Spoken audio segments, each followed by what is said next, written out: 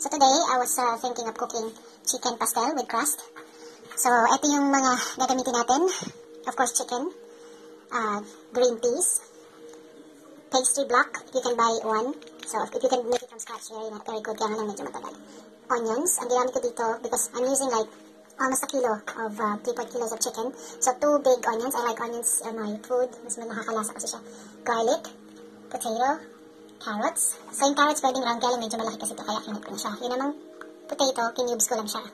Kasi magiging pie na siya. Ito din sausage, malaki. So, kinap ko in-slice ko into 2 yung isa, tapos saka ko siya kinap. Then, we also have celery. Ano ba ba namin? Of course, we're gonna use olive oil. Celery, it's just my twist on this. I check out other recipes and hindi sila ginagamit ito. But, as I said, I only use what I have. Wala akong mushrooms, but you can also use mushrooms. Cooking white wine, if you have one. Egg. And then we have water later, and we're gonna use pepper, ground pepper, and salt, of course, at butter. So, simulan na natin to. We're gonna get my pan. So, initially, you marinate the chicken, and then, after that, you add the butter in the casserole. You heat olive oil first. Okay, and i-saute natin tong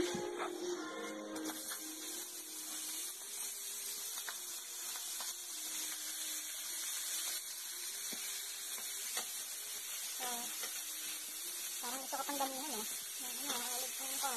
Buksan ko lang yung ating pan. So, hanggang maging firm yung ating chorizo. Maganda kasi yung ano niya eh.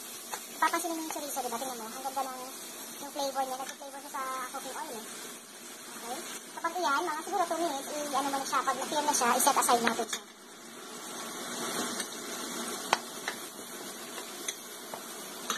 Set aside na natin yung chorizo dahil naging firm na siya. Ito na yung kanyang oil. Okay, this is the leftover oil na may taste. Now we're gonna add butter.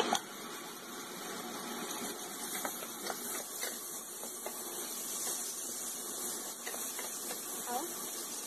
So, pag nag-melt na yung butter, ilalagay natin yung onion. Okay. Hindi pa siya melt. So, let's put the onion now. Almost melt naman na siya. So, I'm not really strict. Like, it will melt anyway. So, lagyan na natin yung ating onion. So, onion. After I put water, at sinimmer natin siya for like 5 to 10 minutes. Ngayon, ilalagay na natin yung carrots. And potato. Napakadali eh. So easy, isn't it? So, i-mix natin siya.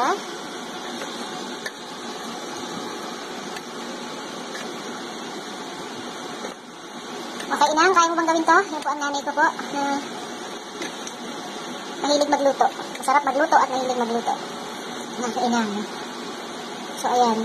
So, ngayon, iiwan natin sa ulit. We're gonna leave it again for like 10 to 15 minutes again hanggang maluto po yung ating carrots and potato. So, syempre, nilinis ko to At wala rin akong rolling pin, kaya itong ginamit ko yung aking thermos for work. Hindi ko makikita. May rolling pin ako, I don't know where it is. Tinatong ko lang siya sa ibabaw. Di ba nakita niyo kanina? So, iwan ko siya ng fork para magkaroon lang siya ng design. Medyo sabi niya ron, islip ng konti. So, iwan natin siya ng konti. Tapos, lagyan siya ng, spreadan siya ng egg yolk sa ibabaw. So, we'll see how it goes later. I'm excited! It's my first time to make a pie! Wow! Let's see how it will look like. So, ready na yung oven ko, and I'm gonna put this in the oven for 190 degrees Celsius pag fan assisted yung inyong oven. So, eto na yung pie na ginawa natin kanina. I feel happy. This is my first time to do this, so I don't know if it's the pastry, but it seems good. Not bad. So, titikman na natin siya. Let's cut it. And let's see with the success.